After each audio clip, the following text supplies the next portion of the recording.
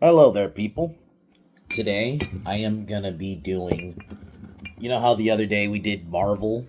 Problem with the Marvel brand? We are doing the DC brand. And it's actually perfect, kind of fitting. I decided to do it today. I was gonna do it yesterday, I just got busy with things. But it's probably better I do it today because shit. What just got announced was Netflix has won the bid to buy Warner Brothers. So it's actually kind of perfect we're talking about this now, since, DC's future is once again in question. Because I don't know, do they keep Gunn? Are they going to keep James Gunn? Are they going to do another? I don't see them rebooting 100%, but I think what's going to happen. So we'll see where this goes. So, but yeah. But DC, I've always been a DC fan. Like, y'all know me. I'm a DC fan. And it's just unfortunate. DC, I think, was having a nice little trajectory for a little bit there. Obviously, you had the Nolan trilogy. You had Man of Steel in the beginning, and then you had BVS. And then it's like, kind of like the same deal with the Marvel video. I will be talking not just mainly the movies, but I will be talking little video games on the DC side and a little bit of like comics on the DC side. Because the problem with DC is I think the DCU, you know, it started off fine. I think it had a good start. I loved Man of Steel. If they had released the Ultimate Edition of BVS, I think we would be in a much better position. And obviously, we could have gotten the Snyder cut. And because DC was always different than Marvel, they're more darker, for one, outside of maybe like The Flash. DC has always been a bit more on the serious side. It's not like Marvel, you know? It's not like set in the real world. I've always felt like DC leans more into the fantasy element, right? Um, I mean, that's why you have like cities like Gotham and Metropolis versus like, or even like, um, the city in the Flash. I'm trying to think of the name. Um, I can't think of the name right now, but like, you have like all these iconic Central City. I think it's Central City. I think, and like you have like all these cities that are kind of like fantasy, right? Whereas like Marvel, it's like New York, fucking even LA. Like they deal with actual locations. It's almost like these. It's just like these heroes happen to be in our world, right?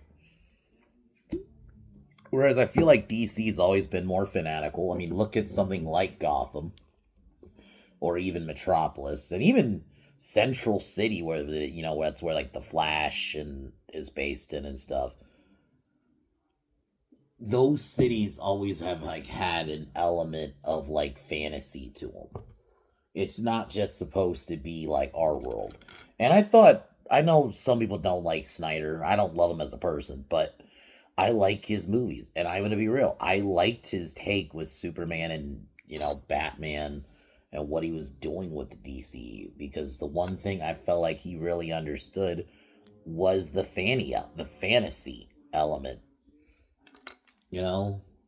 I felt like Zach did a nice balance of like a little bit more realism, a little bit with like his Batman take, but I felt like it had the fantasy element. But you also had the one thing that DC did over Marvel is I think at least they understood, right, that you certain characters are R rated and they're not hesitant to do R rated movies, unlike Marvel, where they just don't want to do R rated, where DC understands, at least with certain characters. So on paper, I think DC has so much more, in my opinion, upscale to win than Marvel, if we're being honest. Because you look at it, like I said, they're more willing to do R-rated movies if they have to with certain characters. They are more willing to, at least at one point, take risks. I mean, look what they did with the Nolan trilogy and even initially with the DCU. But what happened was they listened to the criticisms of BVS, but they took the wrong ones.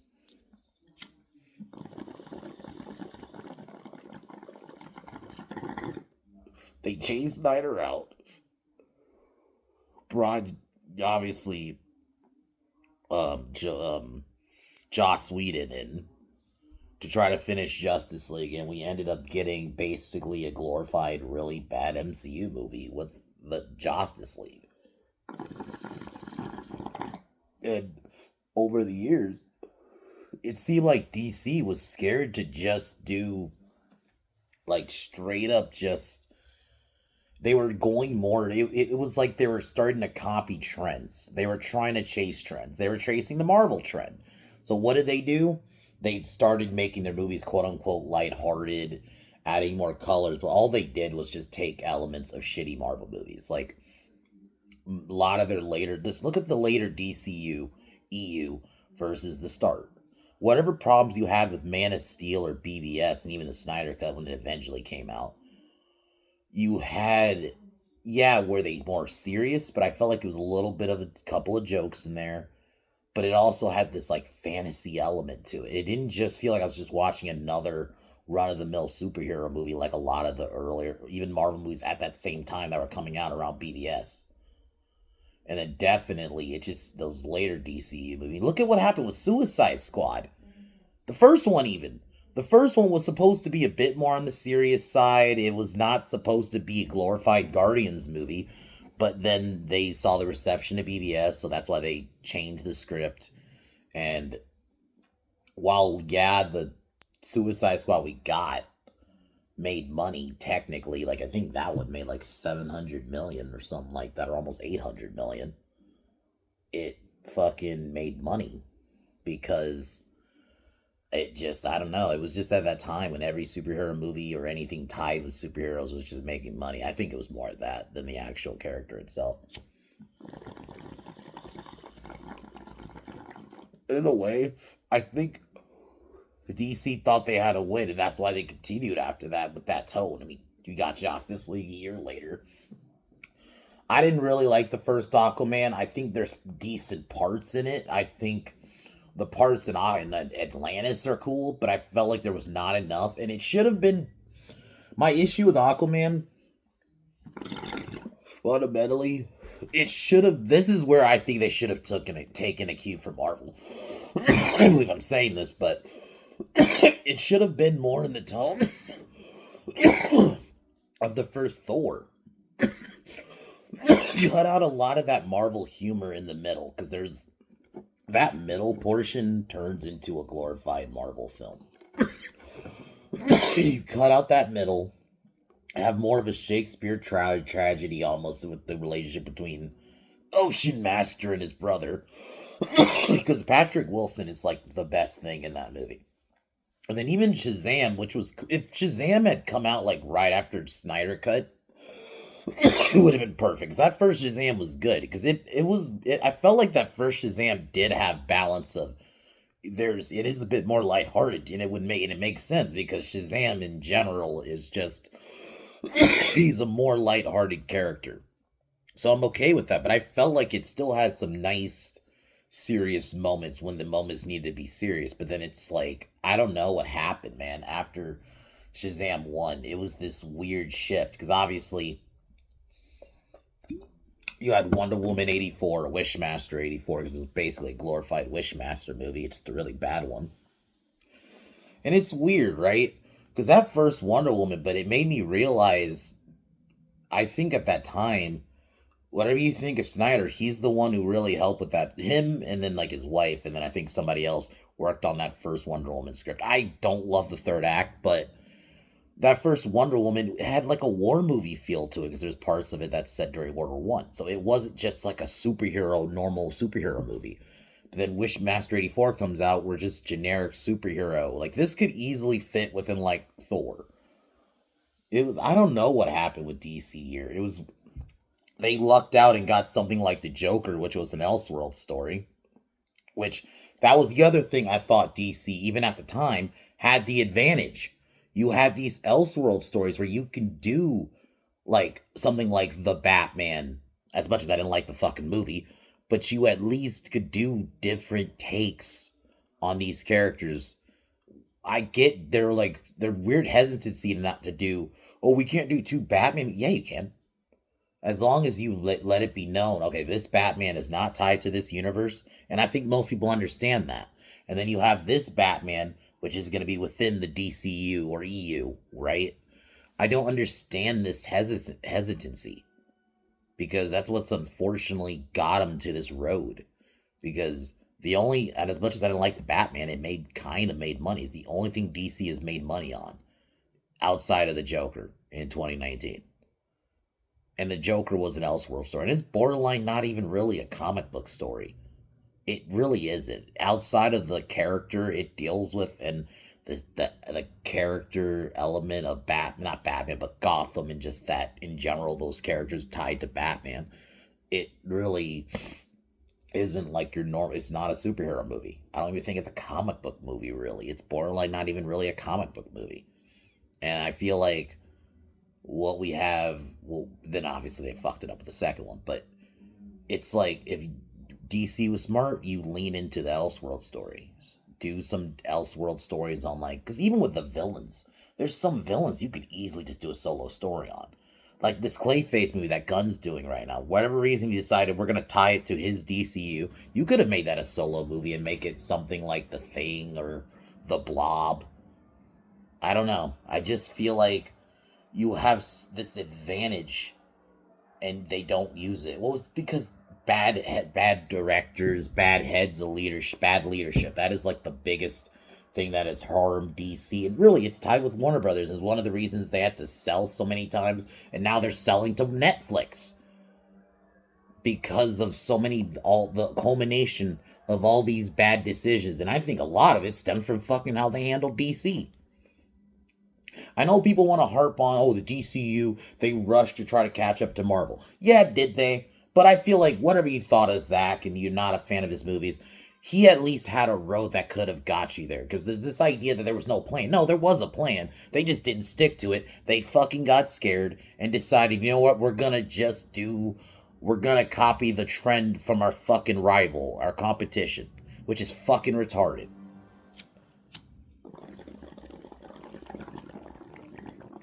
But I get it. In a sense, like, maybe their thought process was they saw the Marvel movie, because this was at the time any Marvel movie was, even fucking Captain Marvel at the time, hit a fucking $1 billion, right? At that time. So, I understand, right, that maybe they panicked and but they didn't understand why people liked those movies. It was the trust they built. And whatever you thought of the MCU at the time, they let Feige and all those creatives who are involved with that have their vision. I don't know if it was Iger who was in charge at the time, but he didn't interfere with their movies. Whatever I think of the movies as quality or whatever is irrelevant here. He let them finish their vision. And Warner Brothers leadership panicked because BVS didn't hit $1 billion.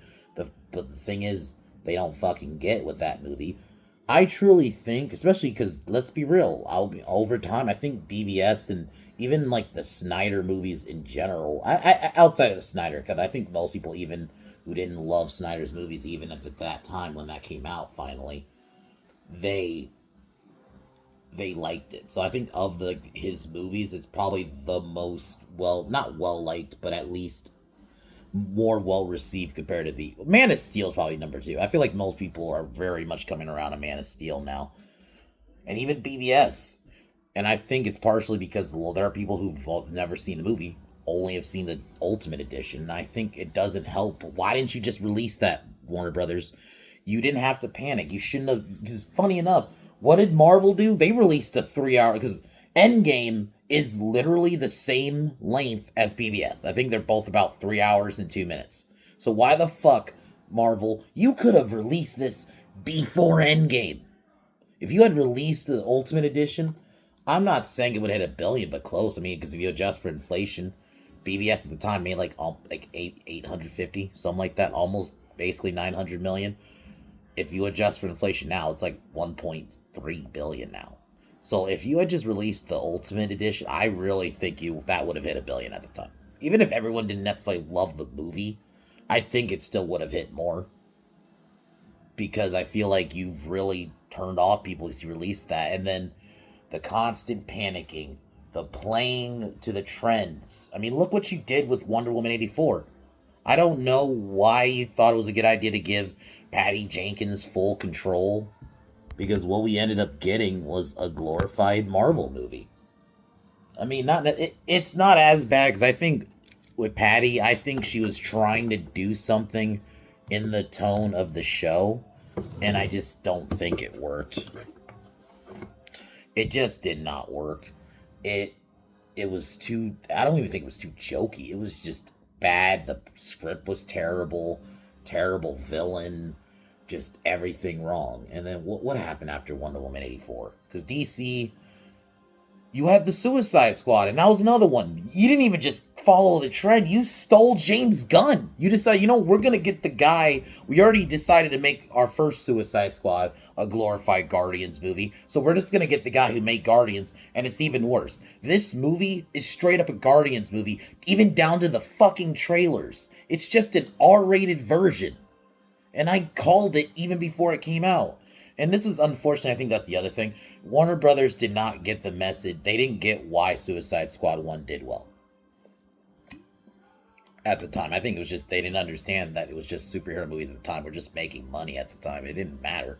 Even BVS, it didn't hit 1 billion, but it still made money.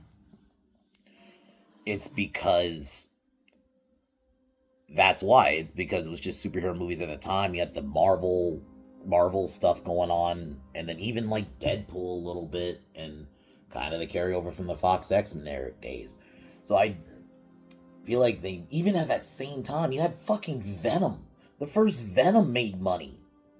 I think all those Venom movies largely did fine financially. It was just like the other Sony films that didn't do good. But it was like the Venom ones largely did well. So I think because the problem with the Suicide Squad is Warner Brothers missed. They even at the same time they made a fucking Suicide Squad game. That Suicide Squad kills the Justice League game. Side point. Why the fuck? Before you decided to do a Superman game, Green Lantern game, a Wonder Woman game, I know they were gonna eventually do one and it got canceled, but you could have did a Wonder Woman game at that time instead of fucking Suicide Squad. The Suicide Squad were never meant to be this mainstream team in DC.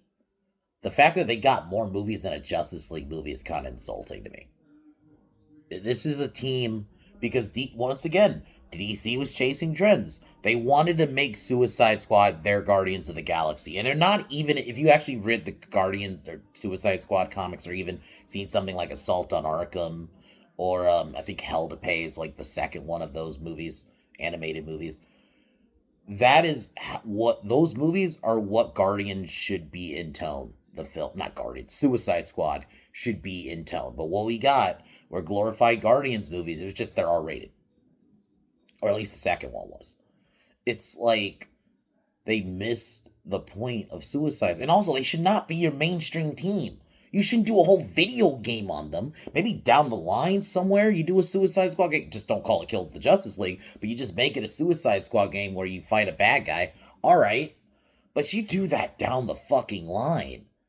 The fact you turned down a Superman game, a Damian Wayne game, which obviously I can kind of get, but the Superman game, hell, even a Batman Beyond game, I think was the other one they turned down to make this shitty Suicide Squad game, which we had all saw what happened with that game. That game was fucking shit, and that was unfortunately one of the few last things Kevin Conroy did. Thankfully, it wasn't the last thing, but it was one of the few last things he did, and it's unfortunate.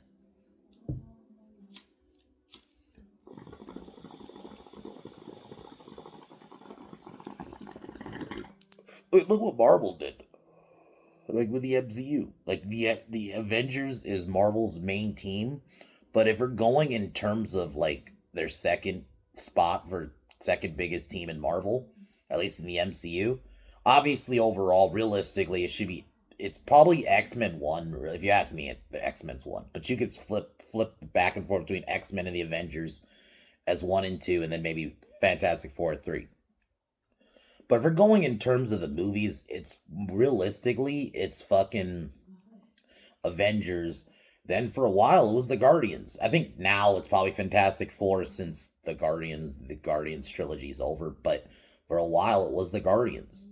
And I think that's what DC was trying to do. It was going to be the Justice League, and then they wanted it to be Suicide Squad too. And I don't get that.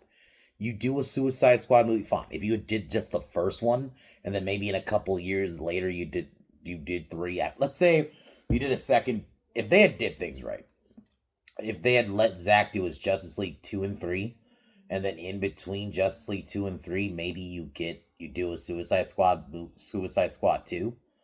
Okay, right? But they should never have been the focal point of your DCEU in terms of teams. Because if we're going to be real, you know who should have probably been your number 2 team for DC? I don't know. Teen Titans? You have Teen Titans. Honestly, that could have been your second kind of team you eventually could have built up to. Maybe they're not as big as the Justice League, but that could have been your second team, that your focal point of the DCU eventually. For a while, it should have just been Justice League mainly, but eventually, yeah, Justice Society. Yeah, you could do the Justice Gang, I guess.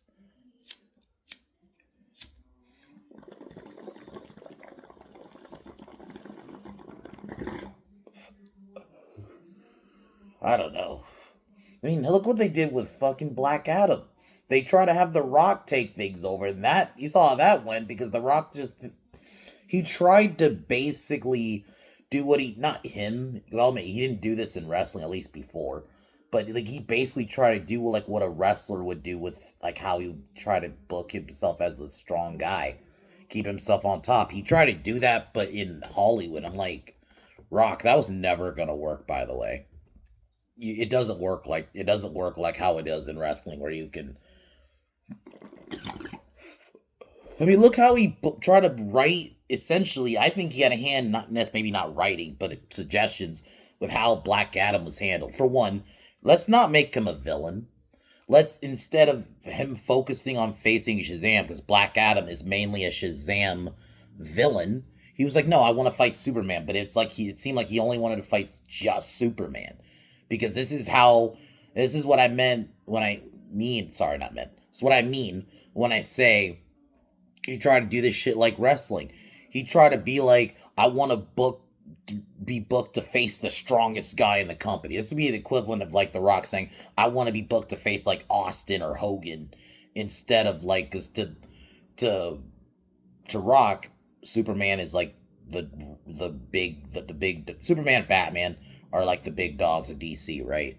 And he sees Shazam as just some scrub. I'm gonna keep it real. I think he sees Shazam as a scrub. I don't necessarily think it. I don't know if he had some. I don't think there was some personal thing with Zachary Levi. I really think it was just he saw Shazam as a scrub. He's like, I know he's technically supposed to be fighting Shazam, but I'm The Rock and Black Adam, and I want to fight the biggest hero. Because I think I hate to say it, he sees it like that. I'm The Rock. I should fight the biggest character in DC. And it's like, and if the fucking retard didn't get, you could have eventually gotten that Superman fight. It may not have been one-on-one, because realistically what it should have been Superman and Shazam versus Black Adam. But no, he didn't want to do that. He clearly wanted to just fight Superman. He wanted to get past Shazam and fight Superman because he sees, I'm The Rock. I want to fight the biggest guy. Like, it's like, this isn't wrestling, Rock. You can't just do that. Like, and who knows, maybe somewhere down the line, if The Rock just did it right, played Black Adam like a villain, I'm gonna keep it real too, he didn't want to lose fights. Let's just be honest too. He didn't want to be written to lose fights. Because if he had to do Black Adam as a villain, he would have had to lose a fight. He would have had to lose to like Shazam. That's why it also really doesn't even make sense. Why does Black Adam need his own movie? That really made no sense to me. That was clearly, I'm The Rock, I should get my own movie. Because realistically, Black Adam, he could have just brought in Shazam too. That's when I'm gonna eventually get to Shazam too, by the way. Because that's one of the big reasons why that movie fucking was shit. Because The Rock clearly if they had written this movie right, Sylvana could have been the villain for the first Shazam, and then Shazam 2 should have been Black Adam. You didn't need to do a movie. And the funky thing is, the only good thing about that movie, you had Pierce Brosnan as Dr. Fate, which is actually brilliant casting, and I actually really dug the design. And then you fucking kill him. You fucking kill him. So you kill your best character. You write Black Adam as an anti-hero, which he's not. Yeah, are there some arcs where he eventually kind of has to work with the heroes sometimes? Yeah, and maybe he kind of is a little more anti-hero, but that's like down the fucking line. And that's not why Rock did that. It's not like, I don't even think he knew that. I think he just did it because he didn't want to lose a fight. He didn't want to have to be written to lose a fight. Which is, I mean, look, really, really, like, look at the Fast and the Furious movies. Outside of, like, the Statham fight, he really did not lose fights in those movies. So it's the same thing here. I think he was clearly, he didn't want to be written to lose a fight. That's why I think he did the whole anti-hero thing. And that's why, unfortunately, this movie really shouldn't exist. Fundamentally, this movie shouldn't exist. You could have just debuted Black Adam in Shazam 2. And then maybe Shazam 3, because if you had did it right, let's say Shazam 2 was Black Adam versus Shazam, and then maybe Shazam barely beats Black Adam, and maybe he doesn't even really beat him. He does something where Black Adam gets kind of away for a little bit, and Shazam has to figure out, and that's where the next time Black Adam comes back, and that could be in Shazam 3 that you could have did, and then you do Superman and Shazam versus Black Adam, but he didn't want to fucking do that. So that's why that movie failed. What's another? I don't remember what was after Black Adam. I think it was. Oh yeah, The Flash. Because I think that was all all the same year. Like The Flash. I think Black Adam. Like they were all like the same year. The Flash was so fucking bad, man. That was the other thing. This is when just they were throwing shit at the fucking wall. All of a sudden, we're doing this multiverse shit, which I understand DC has multiverse, but I really think that's something you kind of could have built up to. I mean, yeah, Zack did the alternate world, but that's the closest. It wasn't necessarily seen as a multiverse. It was like an alternate future. And if anything, it's more of an alternate future, not necessarily an alternate world. It's the alternate future to the same world, really. So it doesn't even really count. Like, this is straight up, like, multiverse shit they were doing. And then eventually brought in, like, Keaton's Batman. Why? I'm going to be honest. I know everybody wanted, like, Keaton back in some way. I think the best way and the only way that would have worked is if you did a Batman Beyond movie or even a TV show with Keaton in it. And he's old Bruce. But outside of that, I never really needed to see him in this main suit again. I'm going to be honest. I never really had the interest. The whole problem with The Flash, fundamentally, I understand it would have been a rushed Flashpoint, but you should have just did Flashpoint, but, like, actually do it. You do the Atlantean Amazon War. Even if, like, the DCU wouldn't have been great, and it would have been quote-unquote rushed, you could have still had some really good moments in this movie that would have made it memorable. Imagine seeing that Atlantean Amazon War, because that's the fucking thing in the comics, or in the comic, where Aquaman cheats on Mera with Wonder Woman. Mera finds out, and then Wonder Woman kills her, and that's what starts the war. And in this world, Aquaman and Wonder Woman are kind of evil. So you could have had evil takes on, and who knows, maybe you could have actually given, I know a lot of people like to give, and I'll even admit, I give Gall shit sometimes for her acting, but I really think you could have maybe given her a little bit more range if you had her let her be an evil Wonder Woman. And you already had the Wonder Woman movie, and we would have seen her in the Snyder Cut if you had did everything right. Instead of Michael Keaton, you had Jeffrey Dean Morgan right there. Have him be Thomas Wayne Batman. He was right fucking there. Why? Imagine that scene in the end of the comic, or in the end of the animated movie, if you've seen it, where Flash gives Bruce the letter from his dad. And Bruce reads it, and he sheds a tear. You could have got some tears in the theater. Even if the movie Even if it would have still been rushed, a very rushed Flashpoint, you could have still got some tears in the theater just because that's just a scene that hits. Oh my god! And then Thomas Wayne Batman's just fucking cool. It's Batman using guns, and then Lauren Cohen, you could have had her be the Joker. You could have had Margot Robbie for a scene as Harley because she's Harley in the comic. There's so much you could have had a lot. Deathstroke's in it. Like honestly, if I was them, I would have did it more like the animated. You could have taken elements from the straight up from the comic, or even just from the animated movie.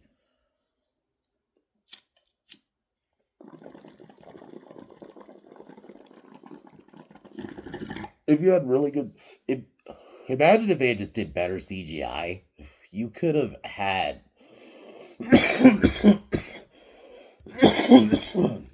You could have had like a really good looking, emaciated, really skinny Henry Cavill Superman, because in that story, in that alternate world,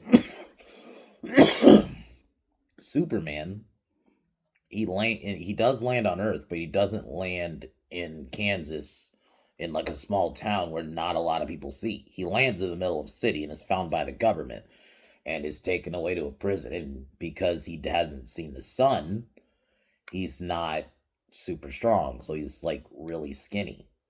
So you could have did a really cool thing with that. Like my god, man. Why was Supergirl there? It was like they were, whatever reason, at this point, WB was just so adamant on just not using Henry Cavill. I do not understand. He had already had the setup with Henry Cavill, quote unquote, coming back in the flat in Black Adam. But she just decided not to do it. I just, you have, in my opinion, and Ben Affleck had like really cool bat suits, and that was the one thing too. The DCU had such a cool aesthetic with this costumes for the most part. You know, I love obviously Cavill's Superman suit in both Man of Steel and BVS. I think that BVS Superman suit is fucking great. I love the black suit. Ben Affleck's bat suit, in my opinion, is literal perfection. And I'm gonna eventually do this video someday. Probably like one of my favorite comic book movie costumes. That is one of them. That is probably up like top 5. That is probably that's the best Batsuit live action. I bar none. Even if you did not care for Ben Affleck's take on Batman, you cannot argue to me any other suit is the best live action. As much as I love the '89 suit, you know, it's still like it's iconic, but it's not the best Batsuit. And then you cannot argue me the Nolan ones. No, I like those movies, but the suits. I like the Begin suit, but the Dark Knight suit has aged kind of terribly. And the Batman suit, I think there's some parts that work, but it's just overall, I don't love it. The Ben Affleck suit's the best one. It's straight out of the comics. Even the ones he uses in like Justice League, like the one suit he uses earlier in the movie, and then he has like that tactical suit he uses later. Both those suits are great. And then we get this the suit he gets. The blue, I don't mind. It also doesn't help because it's shot during the day, so it just looks like shit. The Flash suit looks terrible. Supergirl suit's terrible. For some reason, they just decided to do Supergirl, even though we had not even been introduced to Supergirl, at least this version of Supergirl at all. So I don't even understand why.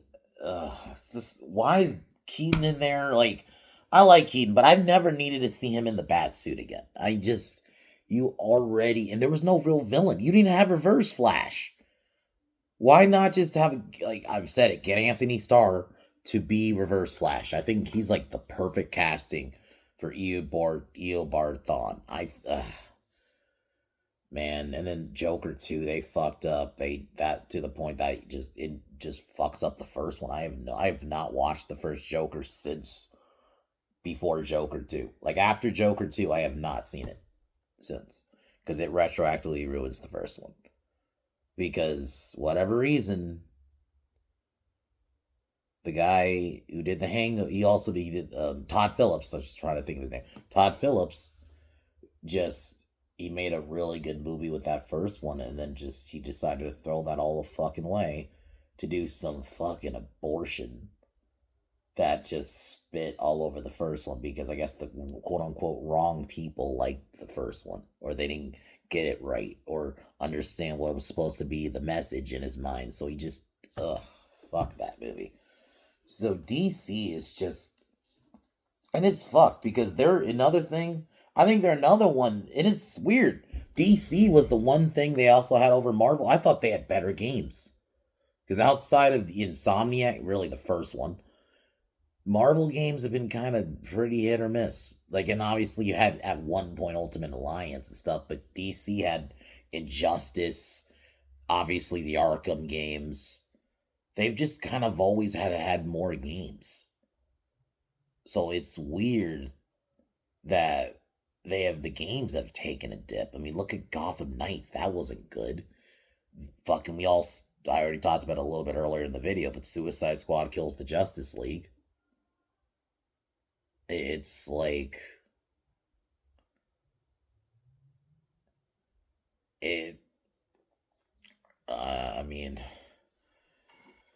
that game was terrible. Let's have Batman just get shot in the fucking face. Because that's what fucking happens in that game. And it's supposed to be in the Arkham universe. So this is Arkham Batman. Kevin Conroy's Batman. His second, I would pretty much say his second most iconic interpretation of Batman after the DCAU Batman. You know, after the animated series Batman. That is his second most iconic performance, is Arkham Batman from those games. And for him to just see him get shot in the fucking face. I didn't do a video on this or anything because I'm not a gamer and that was a video game, so I don't really talk about video games like that on this channel. But I figured since I'm doing a DC video, so I'll bring it up now. But it's just like their games have kind of taken hit. I don't trust. They're doing an Injustice 3, but that's kind of a fighting game. Like, I don't know what we do with the solo standalone games because I don't know. I don't trust Rocksteady with another Arkham game. I know that's probably going to be the next thing they're going to do because they're going to have to try to quote unquote get people back because they really fucked up with Suicide Squad. So I don't know what you do with another Arkham game. They're, whatever fucking reason, do not want to do a Superman game. They're the constant excuses from people I'm hearing, like, oh, it's too hard to make. No, it's not. You can figure out a way. I get it. Superman's a bit more of a powerful character compared to, like, I get it. The street level characters are much more easier to do as games because they're street level characters.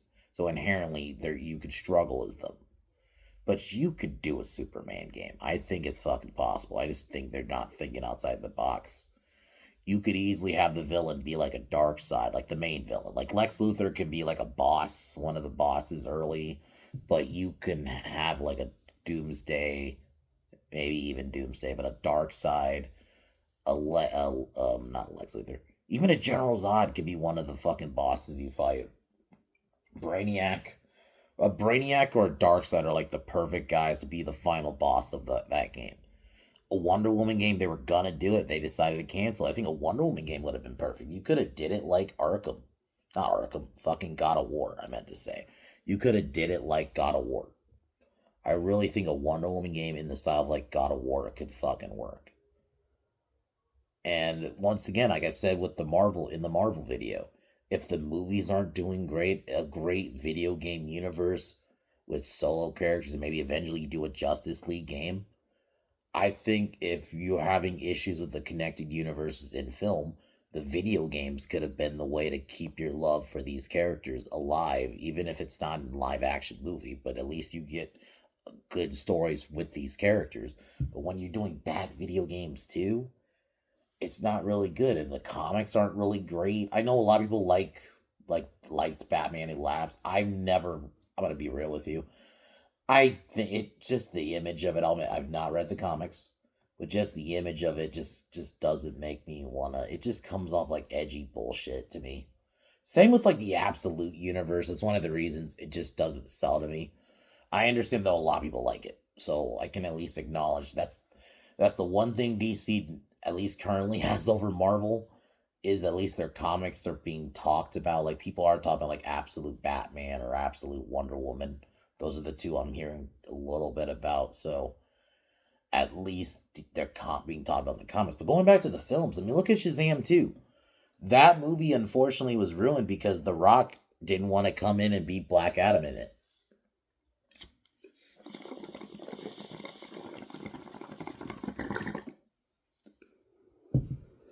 Let's be real.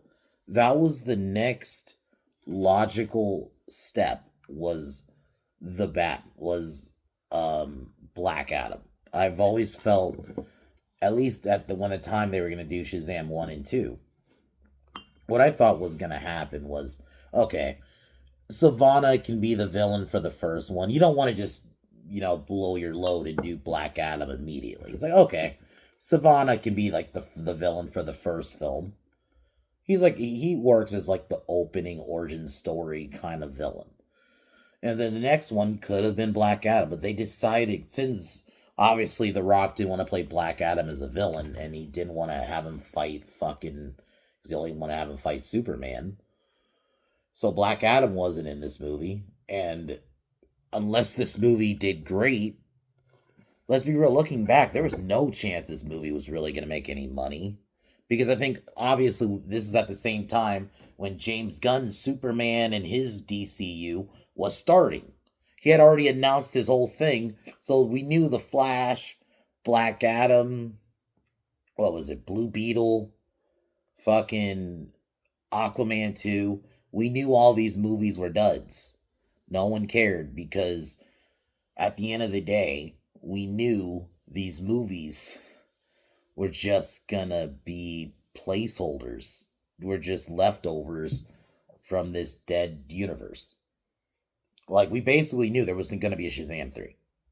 They're not bringing back Gal Gadot's Wonder Woman. We're not gonna we may see maybe Blue Beetle. I think that might be the one thing I've heard Gunn say he might carry over. I mean, and we're gonna get to Gunn's DCU eventually. I'm just kind of doing a little, almost like, I guess now I'm just doing like the history of the DCU at this point. But like, it's like Shazam 2, I'm not going to spend too much time on, because fundamentally the reason the movie just didn't work, because as much as I like Lucy Liu and was it Helen Mirren was one of the other bad guys, they were like some goddesses. It was just, what was the point? We knew it was just going to be a step down because it should have been Black Adam. Black Adam was the logical next step for your Shazam 2. But that's not what they did. And it was like Skittles. The tone was all over the place. It was straight up just unfunny. This is at that point when just the quips and every character had to be quippy and all that kind of fucking style of writing was just getting really... It was already annoying, but it was getting really, really fucking annoying at that point. It was just grating. Because even... This is at that point when even just normies are finally getting tired of it. Like, okay, guys, we get it. We don't need these kind of jokes anymore and everything. So that's what hurt. Really, Black Adam 2 was just dead on arrival when The Rock didn't want to do it right and just decided to make Black Adam an anti-hero and refused to fight Shazam, who's his main villain. Because Shazam is in Black Adam... That's the rivalry in that comic, in that story. But they just decided to not do it because The Rock didn't want to blame him as a villain. And he also thought he was too big to fucking fight Shazam. He wanted to fight Superman. So that was just, it was DOA, man. I mean, Blue Beetle was just not good. This is another case where I felt like they were just throwing darts at the wall. Why are we doing a Blue Beetle movie? Why not, I don't know, Martian Manhunter movie? I kind of get, I'm not going to say I get it, but the reason we haven't gotten another Green Lantern movie, let's be real, they're scared because of Green Lantern back in 2011. That is the reason they do not want to do a straightforward Green Lantern movie. I think it's fucking retarded. I think the Lantern show, you could just make that a movie. Make it a buddy cop movie where they're in space, and it could be a space adventure.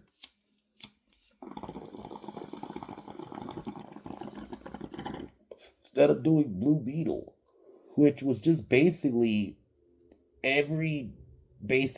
basic superhero origin story ever. You have the training scene, you have the moment where he gets access to his powers, or he finds that shell thing that becomes his power. The Scarab, that's what it was called. It's like the Scarab. All of it. I'm not a big Blue Beetle fan. This is like that style where you just try to. I get it. You want to make sometimes these B and smaller characters bigger, but there's a time and a place for that. And a Blue Beetle just does not work for a movie. Blue Beetle, if you did a Blue Beetle and Booster Gold movie, where it's like a buddy movie, but a solo Blue Beetle movie now. And it was just every basic superhero origin story ever, dude. It basically felt like I was watching Iron Man. I felt the same way, but like it felt like Ant-Man, even the first Spider-Man, where it was just like it had that same style of pacing. He goes to school, he finds the thing that gives him powers. He gets the powers, he fights some random villain who's just not memorable.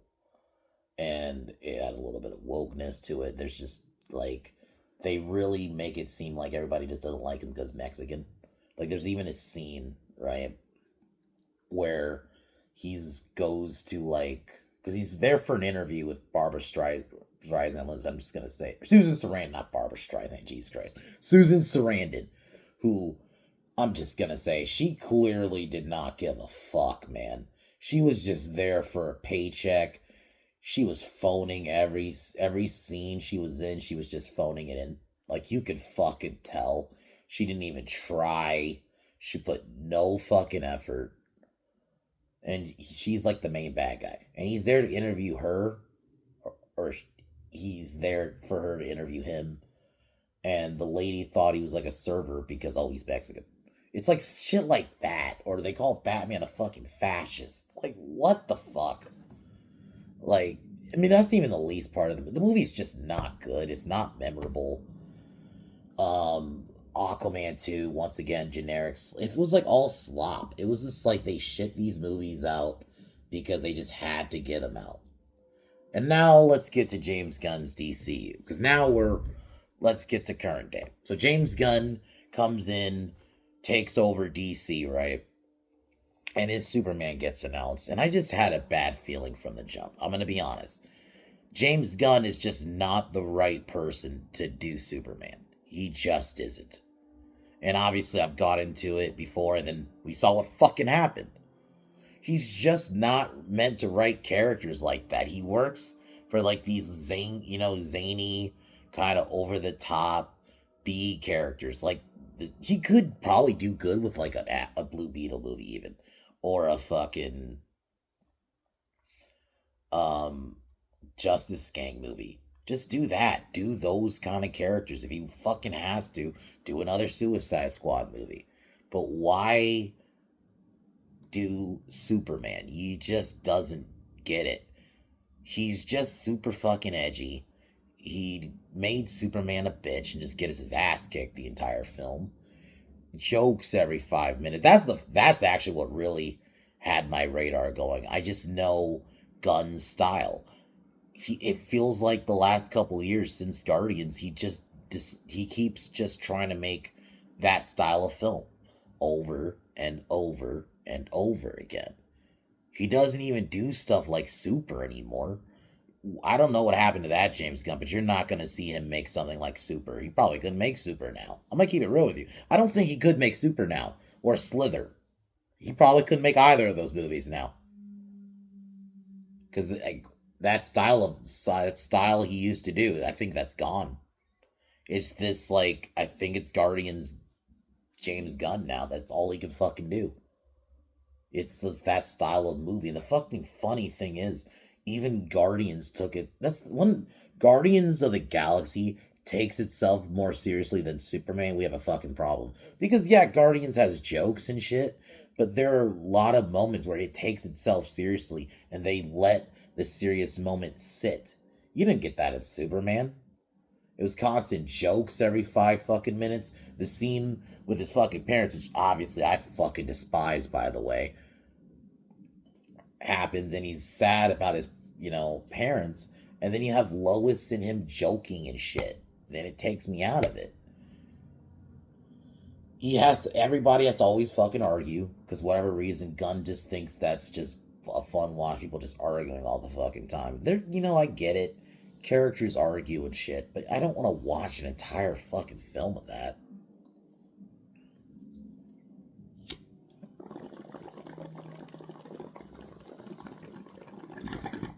Let's get to the fact that Superman was paced terribly. Everything was told not show. It was tell not show. A lot of tell not show.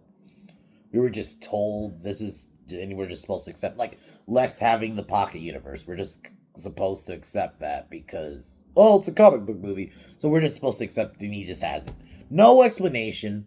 And this is what I mean when I said I said this, like, not even just me and my friends who have talked about this movie for a long time, after it's come out, have all said, like, this feels like a Superman either.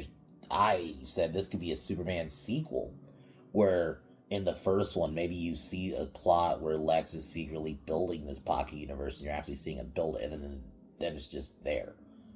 You don't see how it's built. Or this could even be a Superman series. This is like a season 2 where that could be a whole season of Lex building the pocket universe, and that's a season in its own. There was so many parts of the movie I'm like, that could just be a Superman show or an episode where it's him fighting this, doing this, doing this. It doesn't pace well. It's all over the fucking place. The jokes suck. I don't think Superman has to be super jokey. The character assassination of the L's is fucking criminal to me. The fact that people just are fine with that. So-called comic book fans, by the way, we're fine with this, but bitch about Jonathan Kent in that scene in Man of Steel. Shut the fuck up. I know I'm saying that a lot, but the fact, I never want to hear people complain about Jonathan Kent in Man of Steel when people are okay with what they did to Jor-El here. This was character assassination. They're not villains. And I don't give a fuck if it's some obscure story in a comic that most people have not read. The whole point of Superman is it's the best of both worlds. It's supposed to be him mixing the worlds and accepting who he is, his both sides, his Kryptonian side and his human side. This weird new revisionist history now where people's like, Superman's a human. No, he's not. No, he fucking isn't. He's partially human, and he does accept his little bit of he has humanity, but he also accepts he's a Kryptonian, and it's supposed to be the merging of both worlds. When they're essentially just Viltrumites. I was even thinking that when it came out. I'm like, okay, so they're basically Viltrumites. Good job, DC. Good job, James Gunn. You made fucking Kryptonians no different than Viltrumites. Good fucking job. And because we have to write the story where he only cares about his Earth parents. No, that was never supposed to be the point. He should love both of them. Both of his fathers instilled stuff in him. Yeah, Jor-El obviously it's going to be more through via like hologram and stuff because he's not there, but he still instilled values in him, at least in his adulthood and how he became Superman. And obviously Jonathan can establish that human side of him. The fact that people are okay with that but still bitch about Jonathan Kent to this day and Man of Steel fucking anger me. That to me is borderline like fucking Luke Skywalker and what they did with Luke Skywalker in The Last Jedi. That's on that level. Especially if you're going by like what the Jor-El means to Super, even Lara, right? But mainly Jor-El means to Superman, and in just that comic book universe, yeah, that is fucking Luke Skywalker level. That is criminal, what they did to them. And people are okay with that, by the way. Just because, well, Superman smiles. but doesn't actually feel like a character in his own movie. Its movie is fucking crammed with a shitload of characters. And when I heard there was gonna be all these characters, I already knew it was gonna be crammed. Why the fuck is Supergirl there? Supergirl, you could introduce in like a Superman 2 or 3. You don't need to introduce her in the first fucking movie. Let this actually be Superman's movie. This wasn't his movie. Whatever you think of Man of Steel, at least Man of Steel was Superman's movie. I don't fucking like Superman Returns, but at least Superman was the fucking point of that fucking movie. Even Superman 3 and 4, Superman was still the focal point of those movies. They're not good, but they're still the focal point of those movies. And I'm going to mainly focus on Superman because I didn't watch Peacemaker. From what I saw, it just looks like it's just the shittier boys. I already don't like the fucking boys. It's basically a shittier version of that. It's the same style of edgy jokes, dick jokes, orgasm jokes, orgy jokes. It's that kind of shit. It's just edgy bullshit. But guys, it's with superheroes.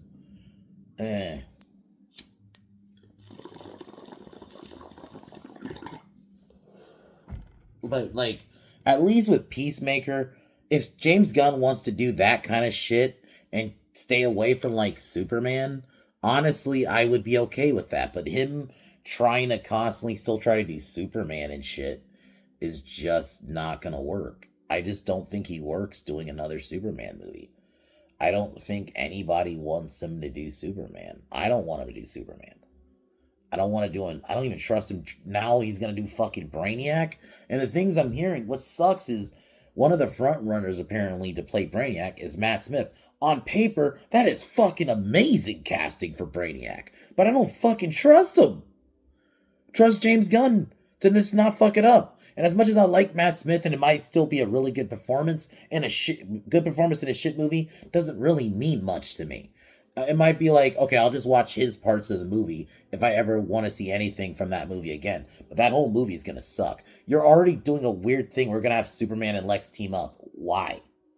Immediately, like, I understand there are stories, right, where Superman has teamed up with Lex. Even in the animated series, there's been moments in the Justice League show where they're forced to work together. Because they have a bigger problem they got to deal with. Even in the Superman animated series, there's an episode where Superman had to save Lex. And there was a moment they kind of worked together. So it's like, all right, there are those stories. But those are like later. They at least have Lex be a villain for a little bit before they do those kind of stories. You have Lex be a villain for one film. And then now we're already having them work together. It's like, what? That just doesn't make any sense to me. James Gunn's, even his whole fucking slate doesn't make any sense.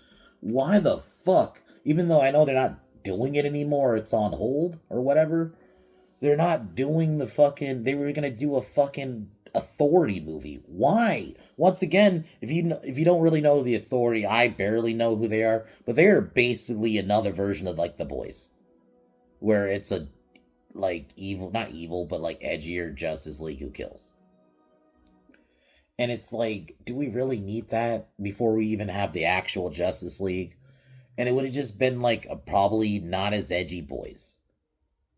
That's probably what it was gonna fucking be. And it's just, he almost like does projects for himself and not understanding that the main populace wants other things. Why the fuck are we doing a Jimmy Olsen series? Why? Who the fuck wants a Jimmy Olsen series? I know there are Jimmy Olsen comics, but why do I want a whole fucking show? I don't know. You know what show you could do? Do a standalone Red Hood series. It doesn't even have to be tied to any other Batman or anything. This is what Elseworlds and the advantage of having multiverses. If you're going to use the multiverse and all this shit, you want to know the one advantage you can do with that? You could do so many spin-off stories that are not tied to anything. You could just do a bunch of just standalone stories that are not tied to everything in between your actual connected stories. So you could do some standalone Red Hood show. I don't, or people have been wanting this for fucking years. Do a Batman show that's not tied to anything, that's on HBO Max. It has the production of HBO Max, but is actually Batman, and maybe you make it a bit more adult. And this one could be for more adults, and it's like a villain of the week show. Have it be like 8 episodes. But yeah, let's do a Jimmy Olsen show. And we're gonna introduce Jimmy, and then we're gonna introduce Gorilla Grodd like that. I understand. I think in the comic he was, but I think that's one aspect. I don't like the idea of Gorilla Grodd being introduced in a Jimmy Olsen show. That's someone you could just introduce him in, like, you did in the show. Introduce him in like a Flash movie down the line or something. I just his slate makes no fucking sense. It's like where you have a Wonder Woman movie, why aren't you speeding that up? That's actually probably should be one of your next movies. I'd even be fine with that. You did Superman. You know what? Our next movie is, normally be Batman. We'll do Wonder Woman. We'll change it up a little bit. But at least Wonder Woman's a known fucking character, and she's part of the Trinity. It's like, all right.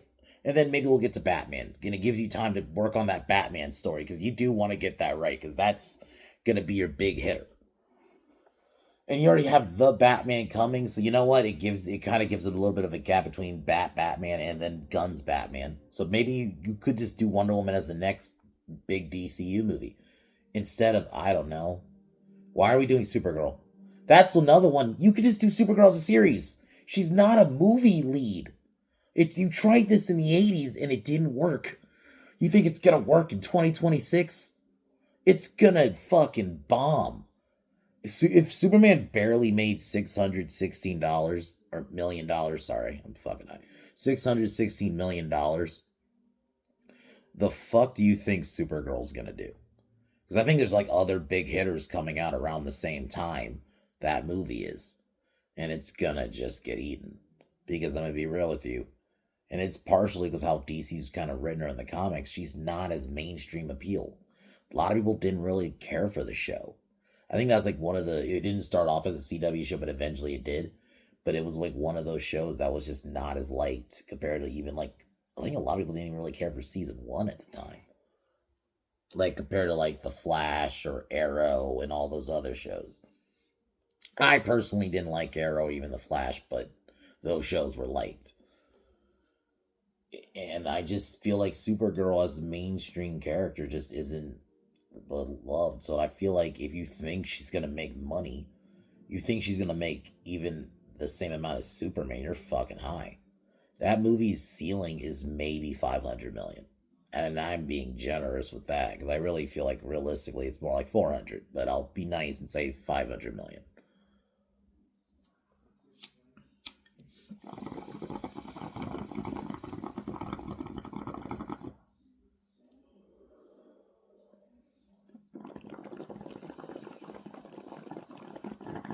Like, that is its ceiling. I just don't think, unless you would have to throw in like a billion, which they're probably gonna do. You're probably gonna have the Justice Gang in there. They're gonna try to sell it off Momoa because I think he does have a little bit of star power, just a little bit, not a lot, but a little bit. They're gonna probably, oh guys, we may have Superman in the movie, which is probably gonna have. But let's be real, Superman will probably have a handful of scenes in the movie if I'm even being nice with that, or he'll probably show up in the third act. And it's like, but I don't think that's gonna be enough to get your movie to do that much. It'd have to be like really, really, really, really, really, really fucking good. And I just don't see it happening. It'd have to be like something like a Wonder Woman where it's mostly a good movie. Even if the third act isn't great, it is mostly a good movie. And I don't see it happening. Gunn DC movies have all been shit to me. I didn't like the Suicide Squad. And the clips I've seen of Peacemaker I don't like. And his Superman movie is obviously the worst Superman movie ever fucking made. I don't care, oh, but Superman 4, like, Superman 4 on a technical level, yes, is the worst one. But if I'm being and maybe objectively, yeah. But to me, it is the worst one. Because this one had potential. Superman 4, let's be real, it really didn't. It really didn't. Superman Returns, that's another one to me. For a while, that was my worst Superman movie. But I can at least say there were Superman moments in those movies. There's not in this. There's not that Superman scene in this movie. You know what? Really quick.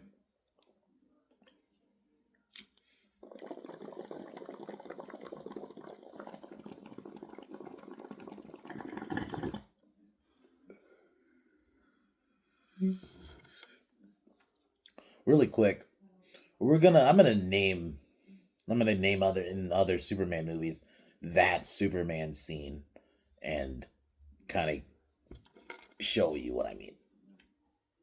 In Superman 1, you had I'm even gonna throw in, even though he wasn't Superman yet, the training montage, the scene where he saves the helicopter, the scene where he as much as cheesy as it is, and I don't fully like it, but it still is a Superman moment. Him flying around, spinning around time. It's cheesy, but it's still a Superman moment. Even just the scenes with Lois. There's so many scenes in just that first Superman movie with Christopher Reeve that Superman scene. Superman 2, the fight with Zod, the scene at Niagara Falls, or even in the Eiffel Tower scene in the Lester cut. There's so many moments of like that in that movie. You don't have that in Superman. Superman 3, as bad as that fucking movie is, the scene where he beats the bad version of himself, he rips open the suit. You see that S, the music kicks in and swells up.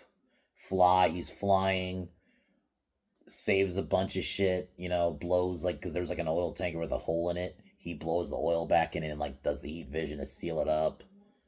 He yeah, like he's back to being Superman. Like, that was such a good fucking scene. And it's just unfortunate the rest of the movie wasn't like that, but that scene. The only other movie where you don't have that scene is Superman. Even actually kind of. You had Superman in Superman 4. You did. That was going to be the other one I was going to say. That really wasn't that epic scene, because that movie's just really bad. But I did like the scene with the rocket, even though they do reuse a lot of those flying shots. But it, at least that was a moment. It wasn't as epic as some of the other moments I've just named. But even in Returns, which is my fucking worst, up until this Superman movie was my worst Superman movie, the scene where he saves the plane is fucking great. And that's another one where I wish the rest of the fucking movie was like that, but you had a moment like that even in this movie. Even two. I can name another one. When the bullet goes into his eye. Yeah, you saw that in the trailers when that came out in 2006, but that was still a cool fucking scene. Like, you had that moment, and then obviously Man of Steel, there's so fucking many. I mean, the opening scene where he's saving the fucking people in the fucking burning building, or oil rig, that's what it was. It was a burning oil rig. You had the moment, even when he first uses his powers as a kid. You had the obviously the most obvious scene, the first flight. That scene is so fucking good, man. Seeing that in the theater, because like I didn't get to see unfortunately, I didn't get to see the Reeve movies in theaters. So, and the plane scene was cool in Superman Returns, but the whole movie wasn't like that. So you had that one scene, and that was it, or maybe those two scenes, and the scene with the bullet is like 2 seconds. It's just like it crushes in his eye. It's like cool, and then it's kind of it. The flight scene goes on for like at least 5-6 minutes. It goes on for a little bit. It's not just like a quick scene. He's flying and then that's it. No, you see him struggle. And there's even the build up to the flight scene with him talking to the Jor-El hologram. And that whole speech too. Just his first flight, the music, the scene where he destroys the world engine is really good. The fight with Zod. Like, there's just even the fight in a Smallville was really good. Like, you have so many.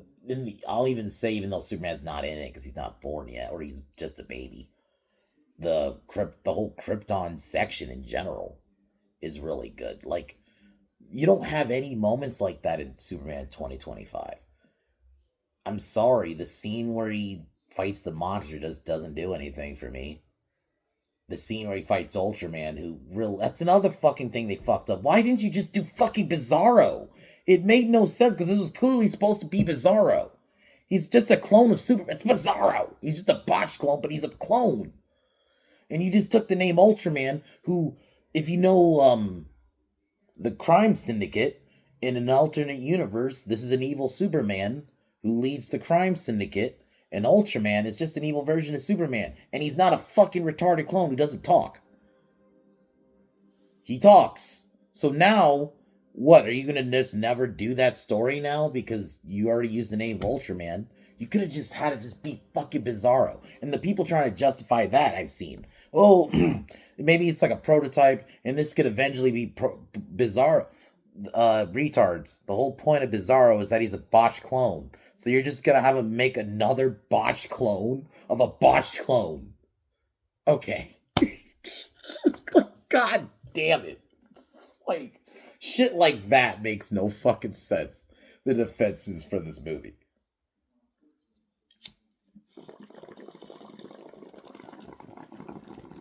And I don't want to like make this a whole Superman rant because I've already did that. I did a whole hour and 25-minute video on that movie. But it's just the reason I'm highlighting this is just Gunn was never right for this movie. And unfortunately, the sad thing is the casting isn't terrible. And I think if you had given this movie to fucking the guy Joseph Krasinski who did F1, he just did F1. He did Top Gun Maverick, which is his best movie, which has such a good prototype to that's how you could do a Superman movie. Like, obviously, if Snyder couldn't come back ever, this is that is the next best guy you can get to do a Superman movie like that. And y'all just decided to get, I think they wanted him, but he decided to not do it. But let's give it a gun. You didn't even try to branch out. You didn't even try to get like maybe a Brad Bird. Because, he he did The Incredibles. That's another guy who could really be a good guy to do your Superman movies. I've seen that name be thrown around before. Oh man, that's not an original idea for me. I've seen people suggest Brad Bird before. But yeah, like, I just don't understand. James Gunn is just not the right pick. He should not even be the head of DC. His slate doesn't make any fucking sense. Why is Green Lantern a show? And then what they're doing is they're going to have an aging Hal. Why? Just so you can have this whole story about the replacement? No. Why are we doing that? I'm more of a Jon Stewart guy, but I don't like it. Like how we have to do Hal Jordan dirty, essentially to prop up Hal, blah. I don't like how they have to do Hal Jordan dirty to prop up Jon Stewart when you don't have to do that. They're both equals. And it doesn't need to be a show either. This is a movie because these guys, it's once again because you guys want to save fucking money and be fucking cheap. Green Lantern is a movie character because he goes to space. There's because the Lantern Corps are essentially space cops, and a lot of their villains have powers, and there's a lot of cosmic kind of stuff with Green Lanterns. You can't do that on Earth. There's times you can, and even times on Earth, they fight villains with powers on Earth. Still, they're just what I can already tell the show's gonna be. They're just gonna be in their shirts and have the rings, and they're gonna only use, maybe they'll have a fight a episode. And they're going to mostly be in their shirts and stuff to save money because they want to be fucking cheap. It's so stupid. Because that's the other thing with Green Lanterns. You could do stories where they're just in space. You don't necessarily have to have them. Even the Earthling Green Lanterns do not have to be stayed on Earth the whole time. Because, yeah, obviously they're meant to be on Earth's protectors, but there are times they may be asked to do stuff in space still. So I don't understand why it's like you clearly wanted to do a show so you don't have to spend the money to do space scenes and stuff. It's just disappointing.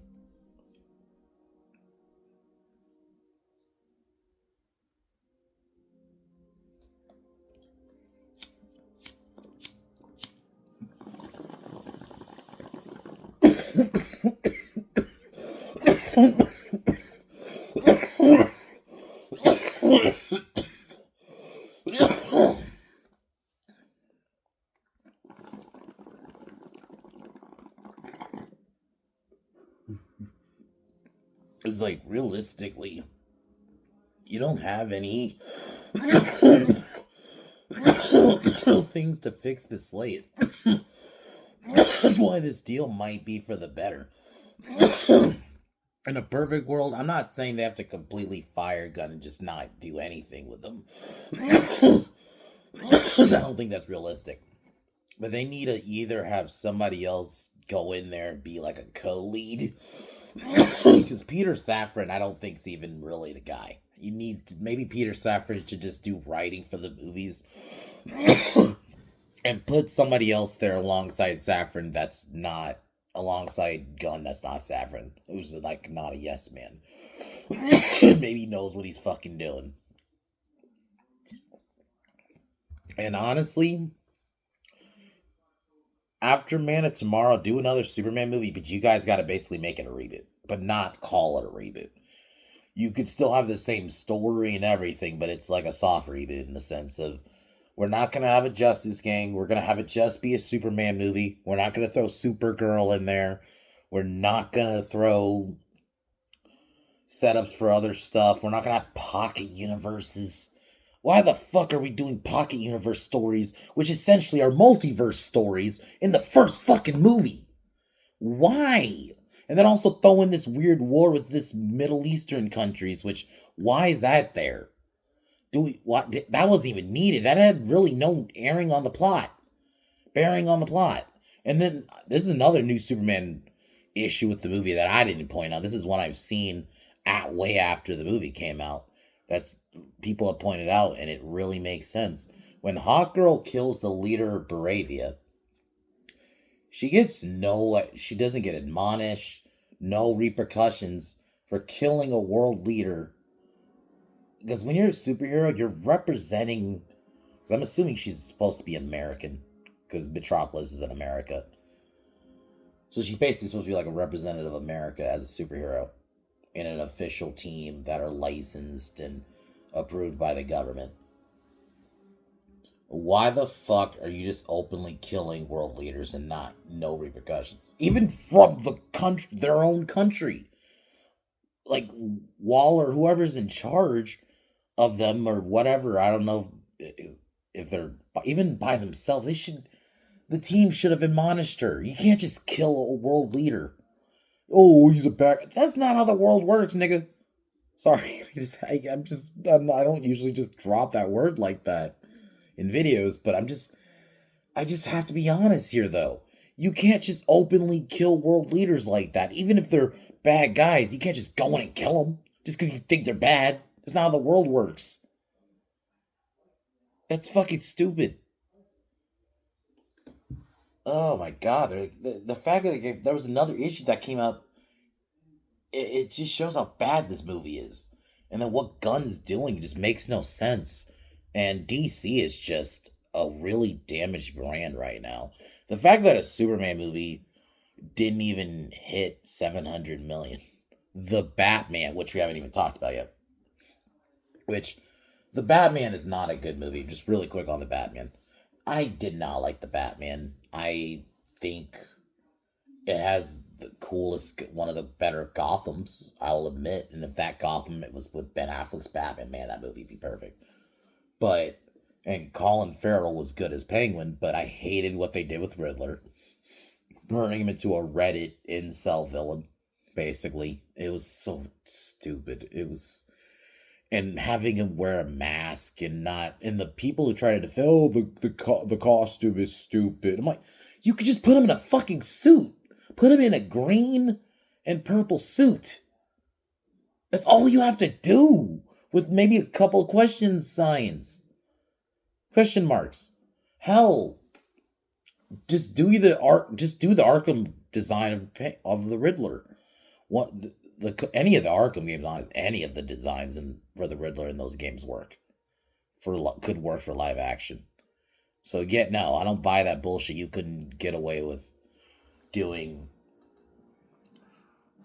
the Riddler right, and trying to base him off the Zodiac Killer would have never worked. He is not the guy to do that. And I'm gonna be real with you, it was a terrible attempt, by the way. He was nothing like the Zodiac Killer. The only difference is he just had a fucking mask on. That's it. That's the only fucking similarity. The riddles were terrible too. It was I I'm gonna go into Gordon. I just thought Jeffrey Wright, who's a fine actor, should not have been Gordon. He was forgettable. He's probably one of the more forgettable Gordons. Even the Gordon from the Batman '89 or the earlier Batman's, basically, because he was in like Returns and Forever and technically, and I think Andy was in Batman and Robin.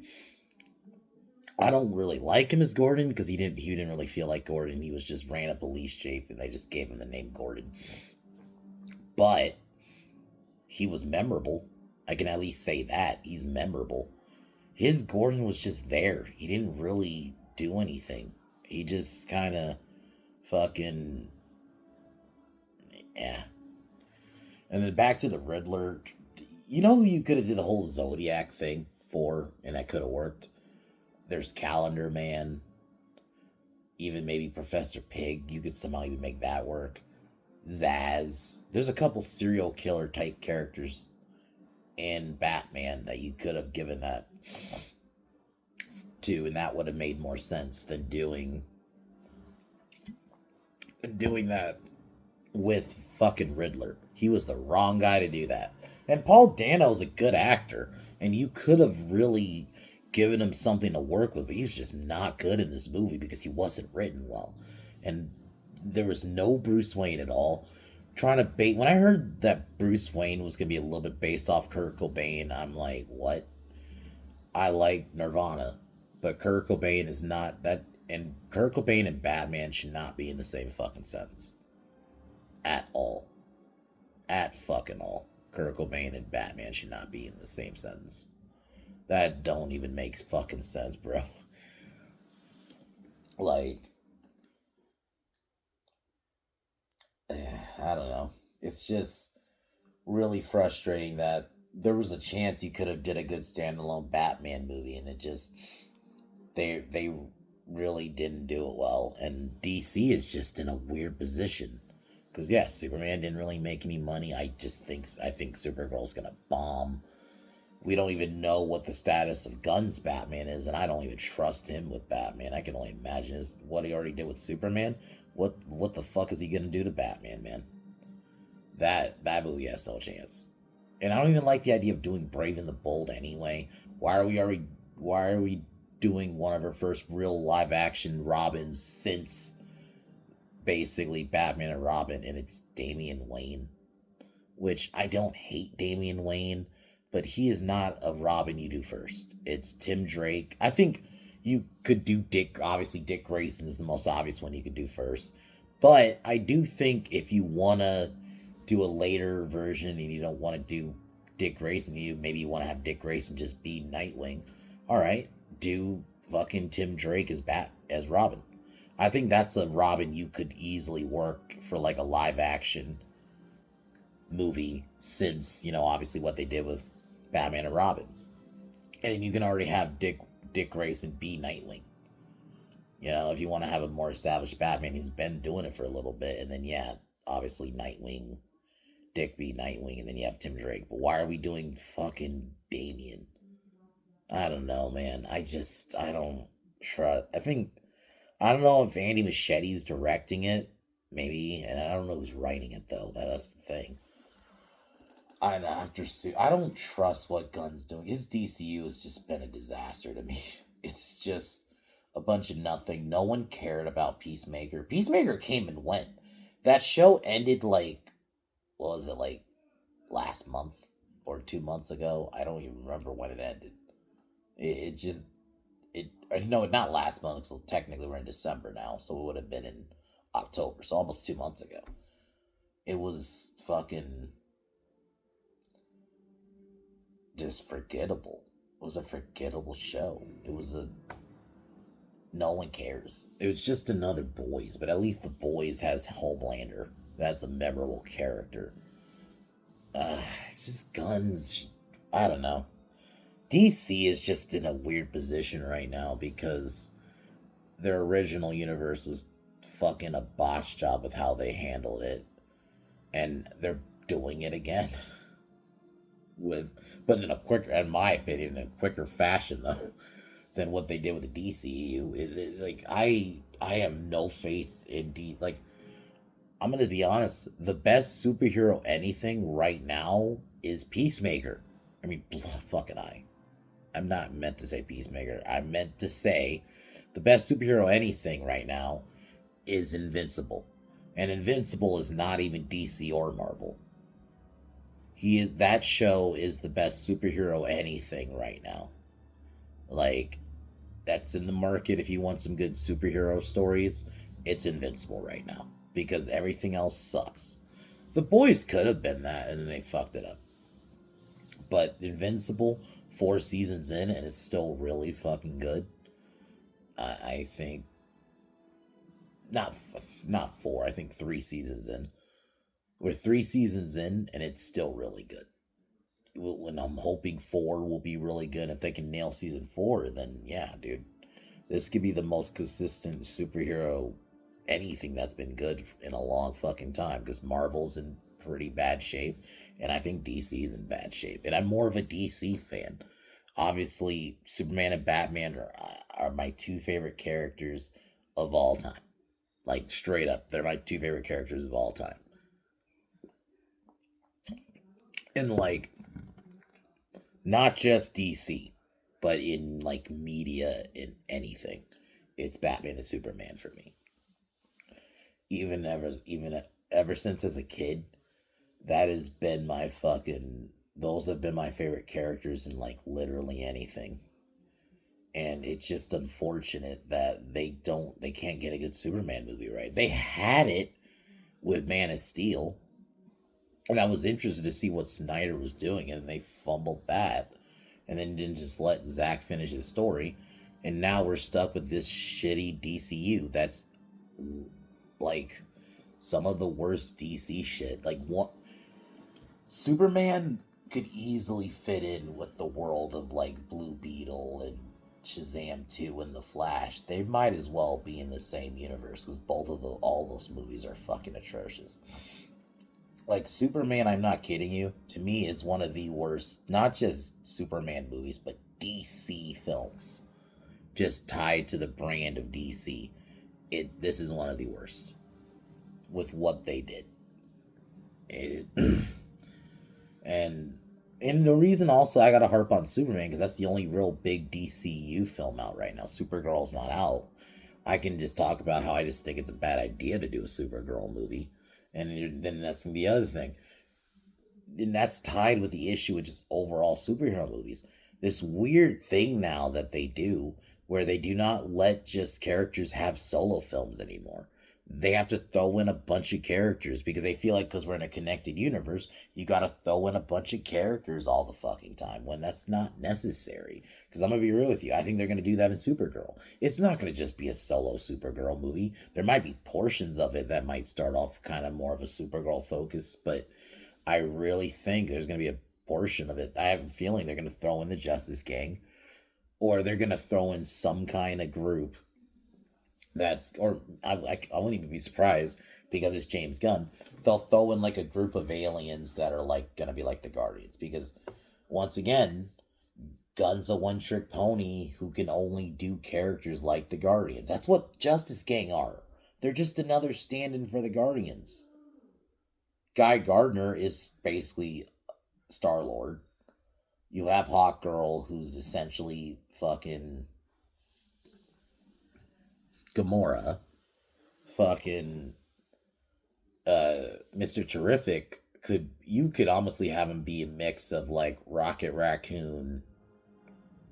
Oh yeah, basically I guess he's Rocket Raccoon, and then Metamorpho, who's in the group, that's Drax. You don't have. I guess the only thing you don't have is a Groot character, but that's it. But it's like, because I think they're gonna be in the movie. You're gonna have, and I think that Superman's gonna be in it. You can't have just solo films anymore. I mean, look at what happened with Superman. There's a bunch of fucking characters in that fucking movie.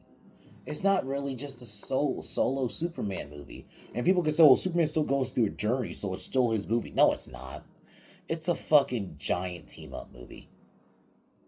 because everything has to be a giant team. I mean, even fucking, I think Falcon, and I know it's not DC, but Falcon and the Winters, or Falcon movie, or Captain African American 4.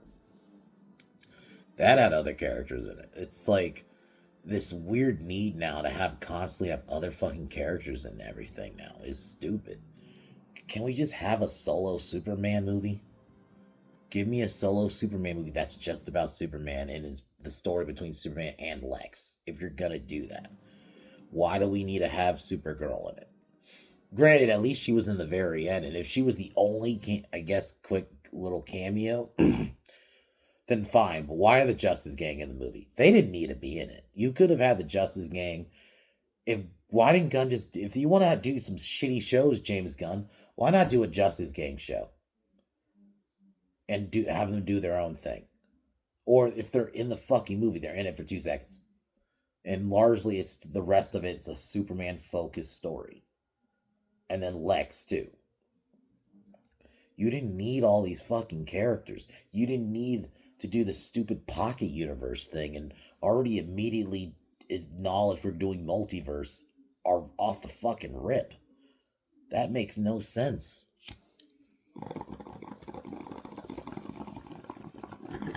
And not even in just Superman.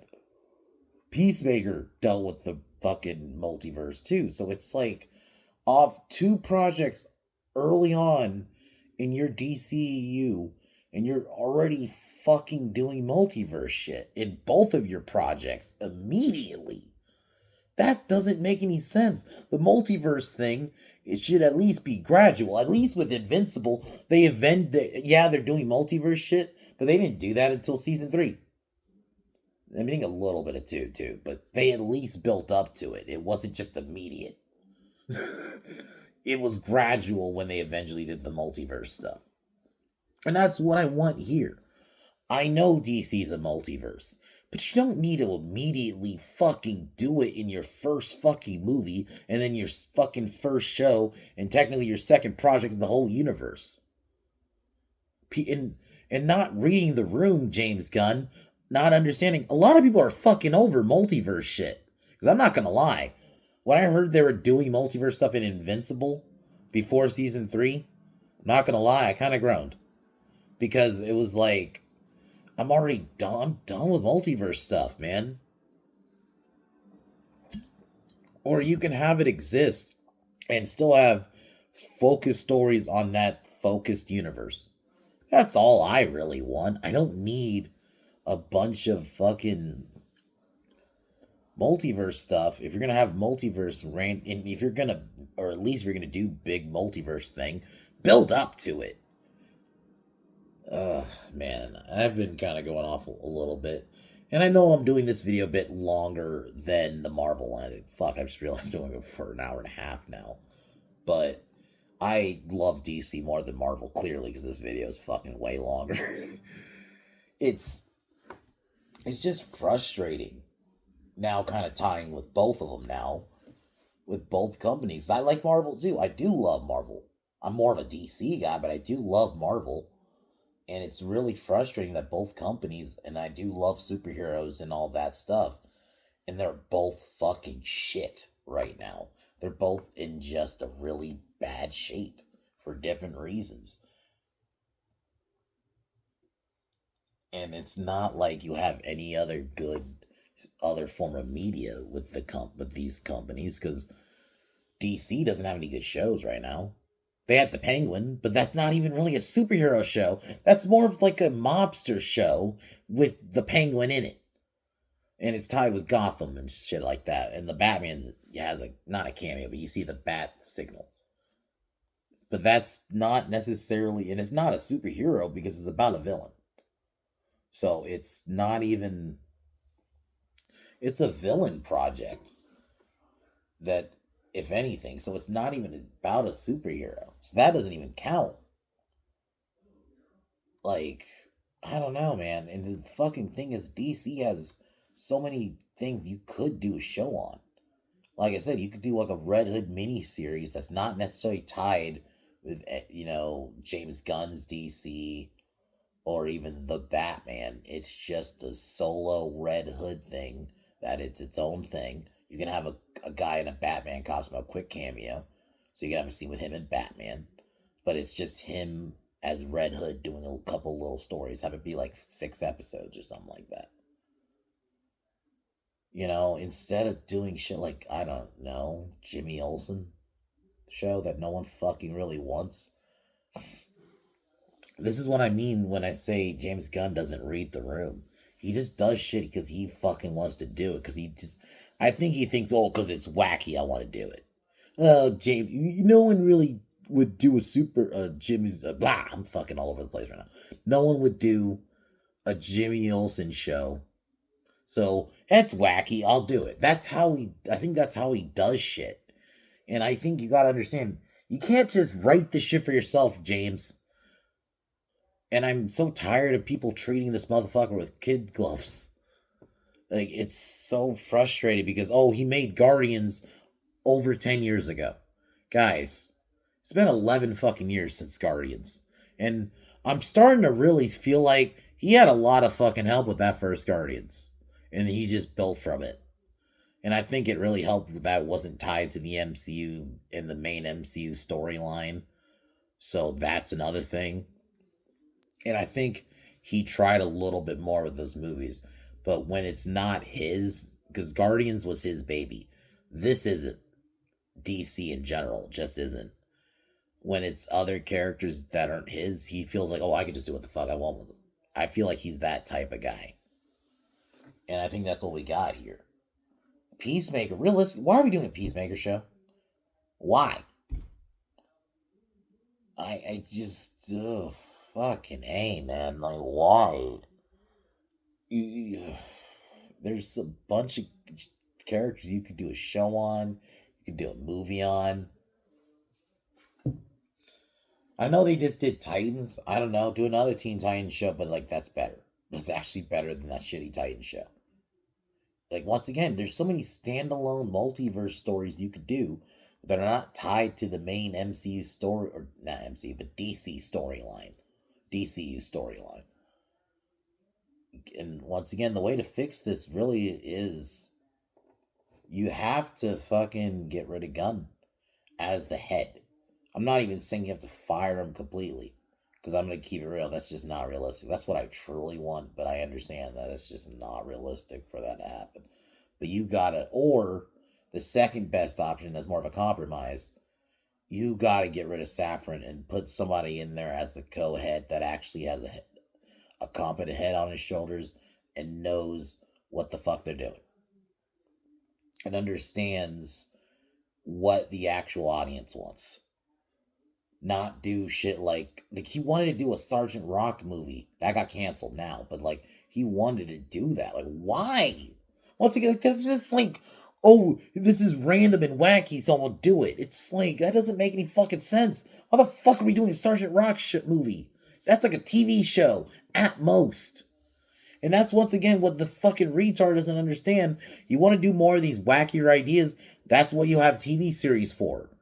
Because you can kind of get away with doing a bit more wacky stuff because, one, with a TV series, it's more about ratings than like just straight up box office. Because I'm sorry, James, do you not realize if you did a Sergeant Rock movie, that movie would flop fucking hard. Most people do not know what the fuck that is.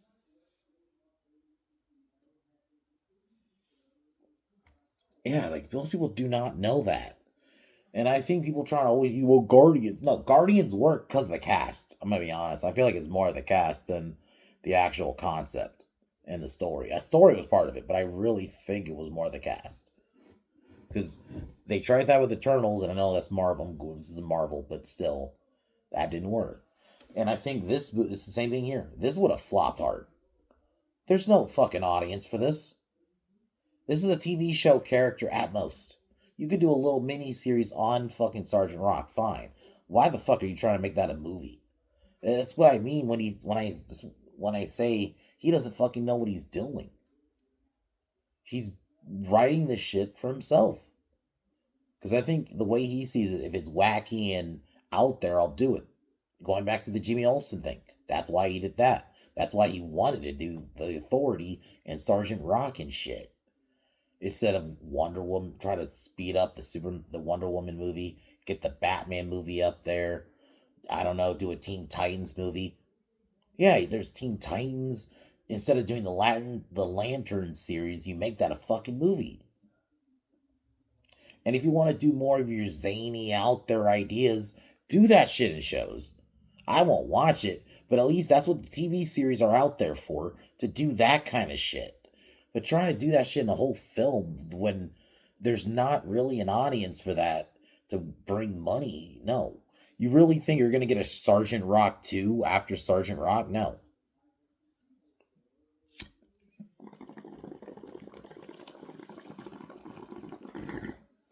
I mean, at least he kind of smart enough to decide and ended up not doing it, but it's still like the fact that was even a fucking idea is that's my point. That this was even considered an idea.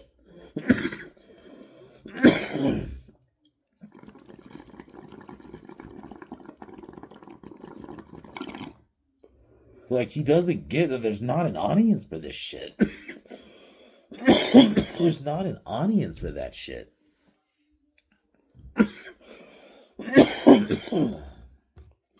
That's like the frustrating thing. Is like if you had DC was in competent hands, there's so much stuff you could do. Because Teen Titans, you could do another series, or if you really want to, that's one of the few teams I think you could, if you could chance and try to do a movie, and you might get some money out of it because you have the animated series, and if it looks very good, yeah, you could do a Teen Titans movie. You could do a couple Teen Titans films, and then maybe do a Teen Titans / Justice League big team up movie in the end there. Like, there's so many shit you could do. Justice League Dark, you could do that as a movie, and that could you get like a Benicio del not Benicio as an actor. I meant to say Guillermo del Toro. You can get him to do that, or him to do like a Constantine movie, and then you can also have simultaneously do the. I know they're gonna do the, or they wanted. I think they're actually gonna do it, but the Keanu Reeves Constantine 2, you could do that where that one is not as comic book like as much it's not adapted like the comic book, or it's not as comic accurate, but it's still a fun movie, and you can have that but also have the comic accurate Constantine happening at the same time. If you had a competent lead, that's what you do. And then there's supposed to be like a dead Deathstroke Bane movie. Like what the fuck? Why? That's just like throwing shit at the wall. Why? They're doing a Deathstroke Bane team up movie. One, they would not team up. And if they were, it would be like a situation where they're forced to because they have to try to take out Batman or something. Maybe they're like them and a couple other villains are conspiring and trying to take out Batman. That'd be like the only time. And what is it going to be about? What's the fucking story? This is just throwing shit on the fucking wall. Just because, well, we have Deathstroke and Bane here. I don't know. I'll admit, I'm more open to like a solo Deathstroke movie where it's a story about him maybe trying to kill Batman, or you make it a story where he's doing some kind of hit, maybe on like some dictator in a country or something, and you're following him doing the job. That would be fucking cool. And you do it like a John Wick kind of style movie. And then you can end it with like Target Batman in the end. That's how you can end the movie. And that can set up like a Deathstroke Batman. Like this is where you get more of like the normal Batman movie with a Deathstroke in it. That's how you could set that up. But yeah, a Deathstroke solo movie like that where he just does a job. Yeah, that'd be fucking cool. I don't know. I just feel like if you want to do some out there ideas, there are out there ideas that could actually work, but they don't want to do it. This Gunn wants to just do what he fucking wants to do and thinks it's gonna work. I don't know. But anyway, I feel like I've been going on long enough now. I'm borderline getting to 2 hours here. But like even in the games, man, I don't know what they're gonna do. I think the only thing they have to do with the games is with the solo characters, because the only games you're gonna have what are Injustice every couple of years, which that's fine, but that's a fighting game, and that's not necessarily a single character story. That's very much more Because, like, let's be real, like Mortal Kombat, the campaigns don't really fully matter for Injustice. It's a fighting game where you play as a bunch of random DC characters. You want to do a solo individual game or even a focus game on the Justice League, it's not really even anything like that. Because, like, I don't know what you do, because the Arkham games, I don't want them to do another one. But I think they're going to, because Suicide Squad failed so bad, so they're going to want to try to get their money back. But I'm going to be real with you. Insomniac showed their hand to me. And I have no interest in seeing them do another Batman game at all, or even touching any other character. The fact that the Wonder Woman game got canceled, which sucks, because that could have been something interesting if you had did it in the style, like, and I think it was gonna have, I forgot what that fighting system was called, but you could have had it be in the style of like a God of War, because I think Wonder Woman lends itself to that style. You know, I've always felt like you could have did a God of War style Wonder Woman game and have it be in the style of that, because where she fights, like, because you can have her fight like just a bunch of monsters and cool kind of big boss fights, you know, and cinematic boss fights, you know, she lends herself to that. And I don't know, like, even in the games, DC, their shows are just, the fact that we have not had another great Batman the Animated Series come along, because even in the 2000s, yeah, nothing was on par with the animated series from the 90s, but you had The Batman, which came out in 2004, which wasn't a terrible animated series. It wasn't perfect. I had little issues with it, but it was still an all-around fun show. And you had something there. So you had some good Batman shows. I didn't love it, but Batman Brave and the Bold, even, that was a different tone. That's why I didn't love it fully. But it was something. Like, you had some decent Batman shows come along. But we have not had one in like the 20. I don't really feel like we had one in the 2010s or the 2020s. It's like we have not had that Batman show. And obviously, I've talked about it. Their hesitancy to do a live action Batman show is baffling to me. I don't understand it, even to this day. Them still not doing. You have HBO Max. You could do a prestige show style Batman.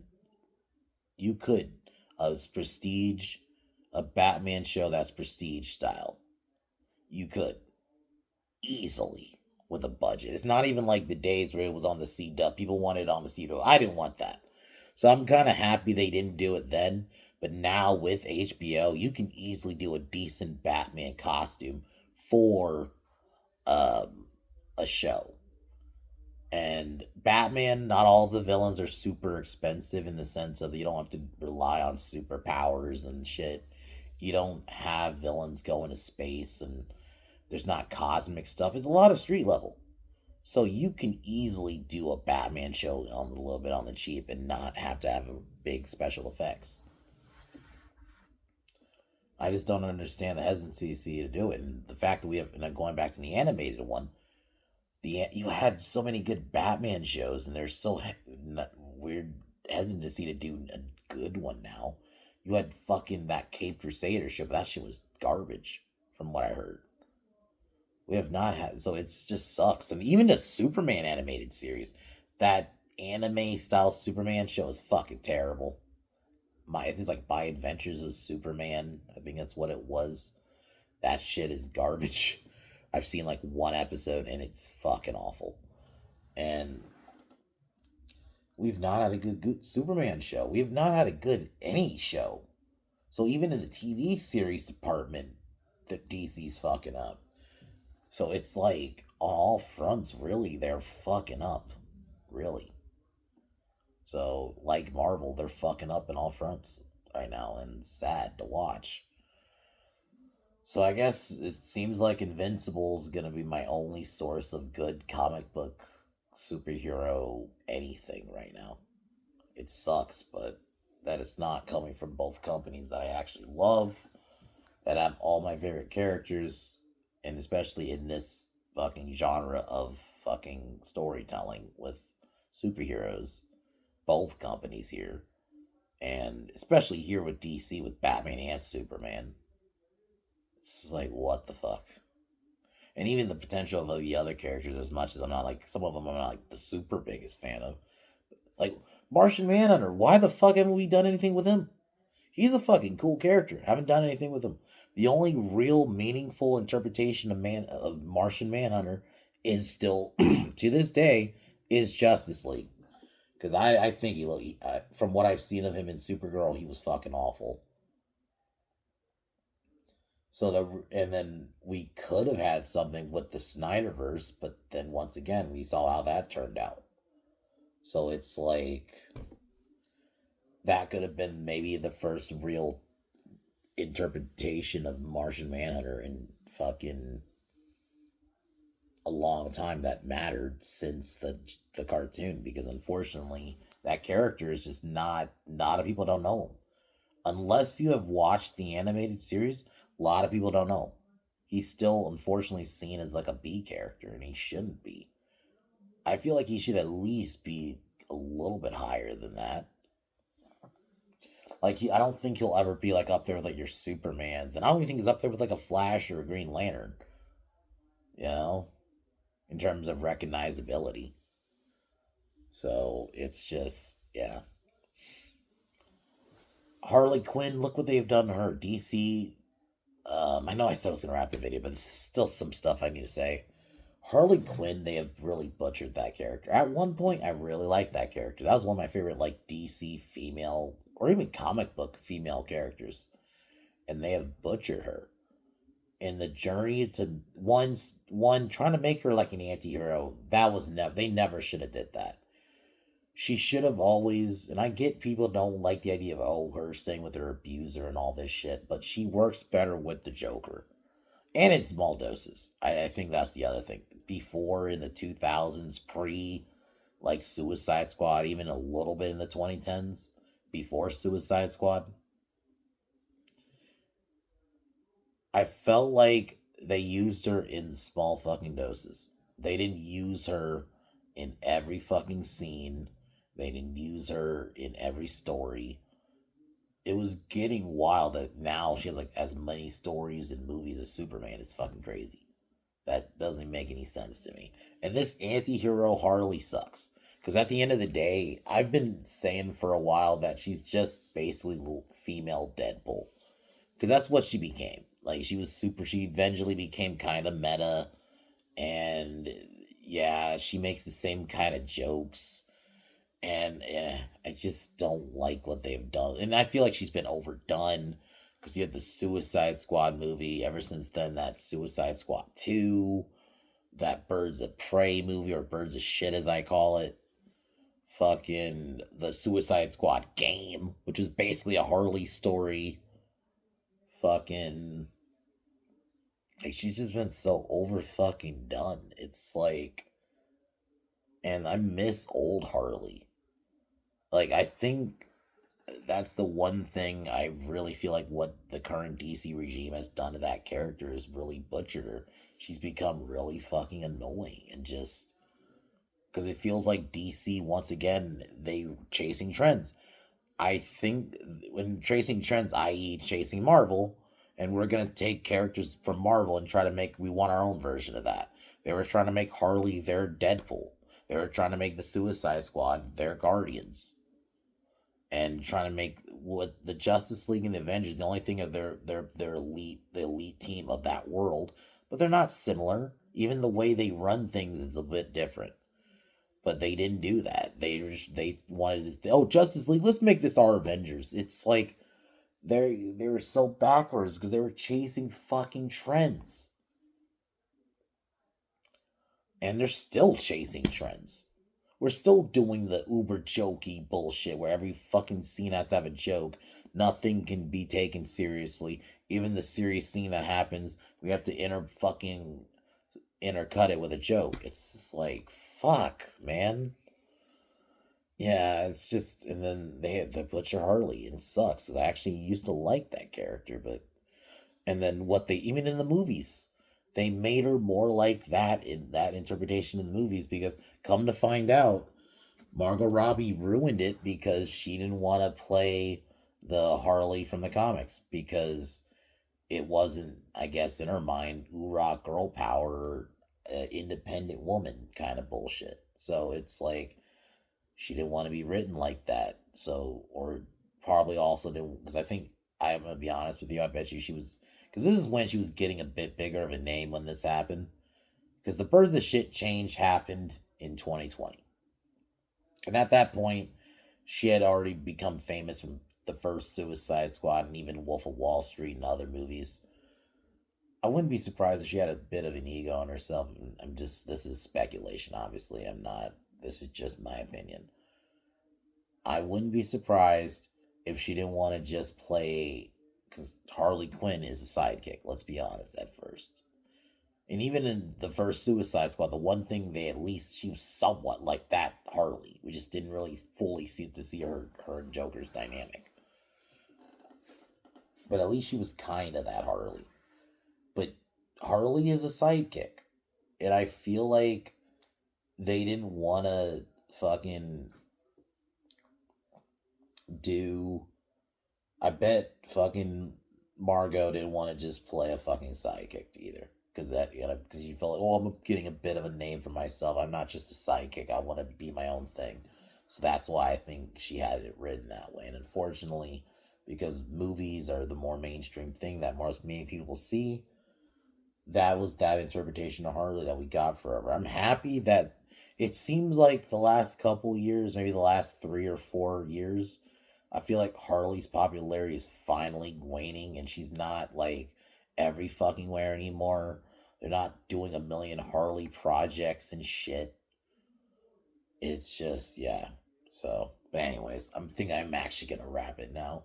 It was fun talking about that. It's unfortunate. I think we'll see what happens now with this Netflix deal, but I don't know if it really will fully fix anything. Because it obviously there's the chance too it can go the opposite route and it just gets fucking worse with Netflix now being at the helm. So I don't know. Would like to give it a chance because at least maybe with Netflix, if someone's smart there, they gotta tell Gunn either you're fired or we gotta get rid of Saffron, put somebody else in there as your co lead or co CEO or co runner because he can't do this himself. We need someone with some sense to understand and be like, okay, this slate, we can't do this bunch of bullshit that no one cares about. Uh, yeah, they need to figure something out. So I don't know. I gotta see where this Netflix deal right now goes. So hopefully, maybe it goes somewhere and maybe it can save DC. So we'll see. Because if it does save DC, I don't know if Marvel's savable. I mean, even with Fantastic Four being okay, I just don't think it's still savable because they have done almost borderline irreparable damage since Phase 4 and all that bullshit.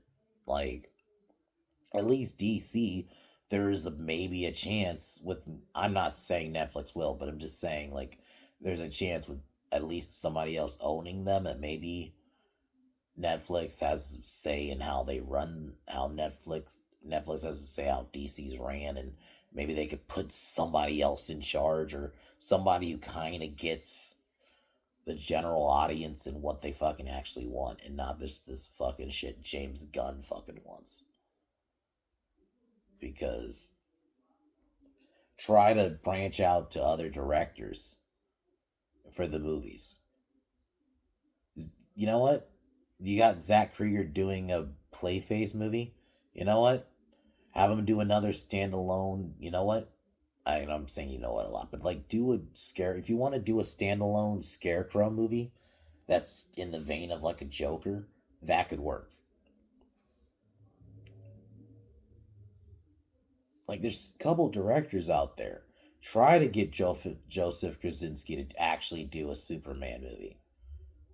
Like Man of Tomorrow is already being done. If it's not technically Superman 2, if you want to actually do a Superman 2, have him do it. Gunn cannot do it. Have Gunn focus on his characters. I think Gunn should mainly stay in his wheelhouse. That's why I mean, say co-creator. Have the co-creator be like, Gunn, you got to do your own wheelhouse, man. If you want to do a Mr. Terrific TV series, do that. A Justice King TV series, or even a Suicide Squad thing. Just focus on that. Do your own bullshit. And I just won't have to watch. I just won't watch them. But I'm probably gonna watch Man of Tomorrow to see how bad it, because it is a Superman movie. But I just don't see the point in him running DC anymore. At least the way he's running it now by himself. This whole DCU's been a fucking disaster. And even someone from the cast of Supergirl got fucking arrested. He was supposed to be like one of the main villains. He got arrested and like had his drive tricks. He drove on a suspended license. So it's like, what the fuck? It's just so much just bad, weird publicity. And I know there are people who like it, but this is one of them. Going back to Superman really quick before I wrap it. The fact that Superman isn't going to have staying power in the sense, at least for good reasons, for the end of time. I'm only going to remember it for just how bad they fucked it up. And that's it. But anyways, guys, I'm going to pretty much wrap it here.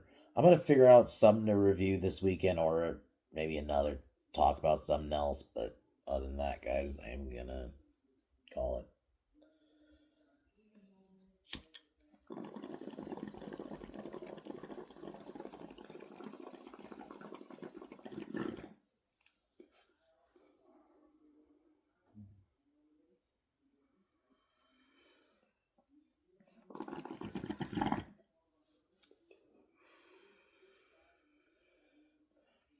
All right, y'all. I'll talk to y'all later. Subscribe to Pin Down Podcast. We should be live Saturday for our normal Saturday stream. And yeah, talk to y'all later. Peace.